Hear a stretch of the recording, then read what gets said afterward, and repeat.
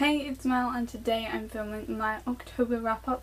Unfortunately this month I don't have a November TBR, but I will get into that at the end of this video. I read quite a few books in the month of October, so I guess I'll just get started. The first book that I read this month was The Night Circus by Erin Morgenstern. The Night Circus is basically all of these different intertwining stories about this circus that pops up around the world, and it only opens at night, and it's just really interesting. It's also the tale of a contest between these two magicians' apprentices, and there's loads of magic and interesting things like that. It's a fantasy book that is just really well written, and it was really good. I borrowed it from a TA in my class and it's her favourite book, so I had high expectations and I was not disappointed. The second book that I finished this month was an interesting one, and that is More Than This by Patrick Ness. This is a book about a boy who drowns and then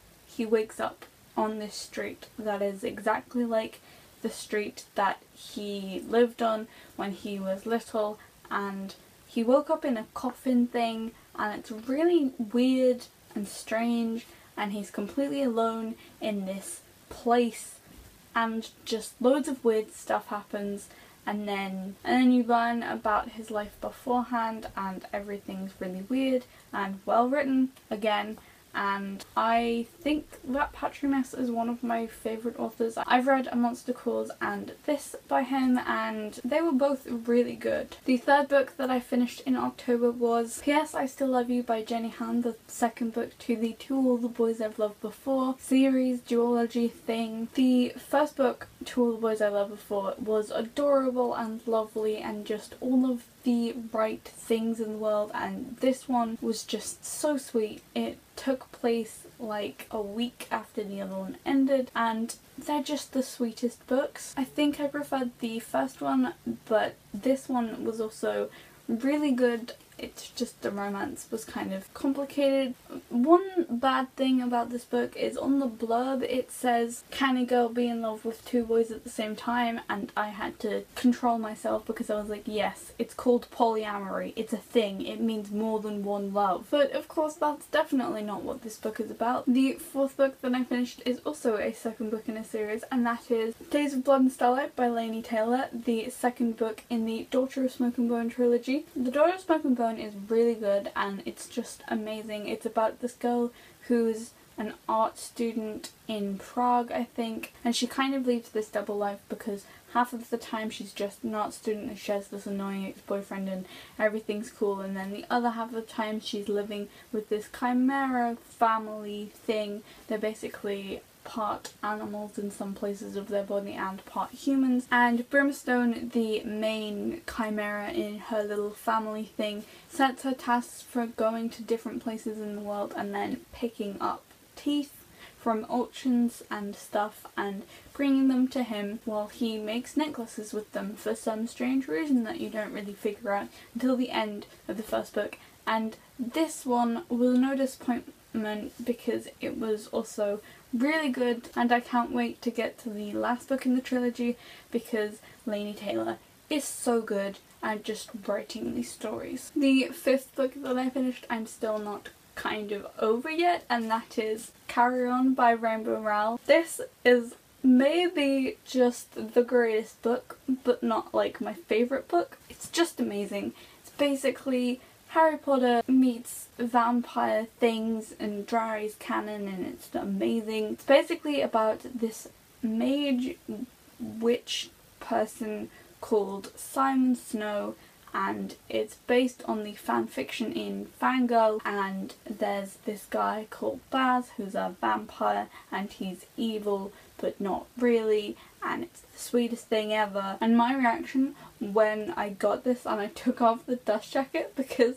underneath it has these silhouettes but in red and pink and they're kissing or almost kissing, I freaked out and almost dropped the book because it's so perfect. This book also comments on the whole chosen one trope and the evil guy, and it just comments on a lot of things that weren't really brought up in Harry Potter but could have been changed about Harry Potter to make it even better, like the whole Dumbledore-Harry relationship and how Dumbledore's using him is kind of addressed in this. It's just really good, and if you're a Harry Potter fan, especially if you liked Drarry and were in that kind of thing, you will really, really, really enjoy this book. The 6th book that I finished in October was The House of Hades by Rick Riordan, the 4th book in the Heroes of Olympus series. This book is so good, I don't even know how to talk about the Percy Jackson books anymore because I've read all of them and they're all amazing and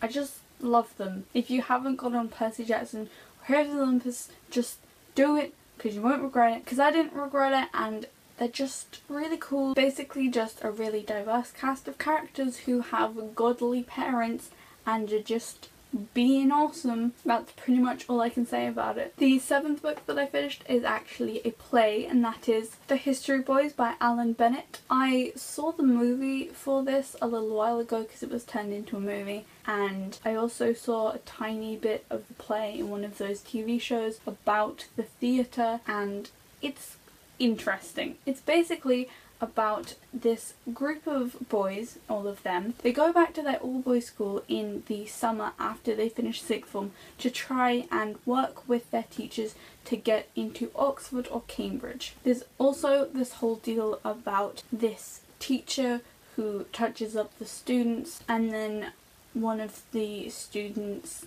trying to touch up a different teacher, and then it's very commenting on the whole educational system, even though this is, I think, set in the 80s or something. I'm not very into plays, but I have studied several, and it's only like 108 pages, and it's very interesting. I may or may not be doing a extra qualification in my school with the TA that let me borrow her copy of The Night Circus because she studied it and we have very similar tastes, and I'm gonna write an essay on it. So I'll probably reread it, but like won't count it as a reread because I'll only be reading parts of it. But if you're into plays and you want to find a new play to read, then this one could be for you if you're into the whole educational commenting thing. And the 8th and final book that I read in the month of October was The Blood of Olympus by Rick Riordan. I am still massively attached to all of these characters, and that ending though, what even was he doing? I don't get it. More importantly, Will was actually a character in this one, and now that I know the future of these characters regarding books and the fact that The Trials of Apollo is going to come out in less than a year and is going to include all of these characters, just gets me so excited, because you know who's going to be in that? Will, because he's the head counselor in the Apollo cabin, and Apollo's going to go to Camp Half-Blood, and if you don't care about Percy Jackson, you're probably really alienated. Oh well, I'm so excited for everything. And after 9 books, I finally got my favourite character's POV. It's Nico, if you didn't know by the whole freaking out in the 2nd book in the Heroes of Olympus series where he wore a toga, and I couldn't stop talking about it because Nico wore a toga. So those were all of the books that I read last month, and the reason I won't be reading anything in November is because I'm taking part in NaNoWriMo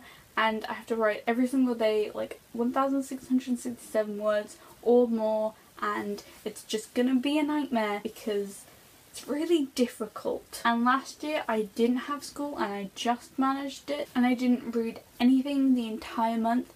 And this time I have school and I have responsibilities, but I'm still going to try as hard as I can to do it. I did a video about more in depth about NaNoWriMo, but I will be back to reading in the rest of the months in the year. I just don't really read in November's because of NaNoWriMo, and I do have plans for reading in December and January, but I'll get to that when we get there. I hope you enjoyed. Bye!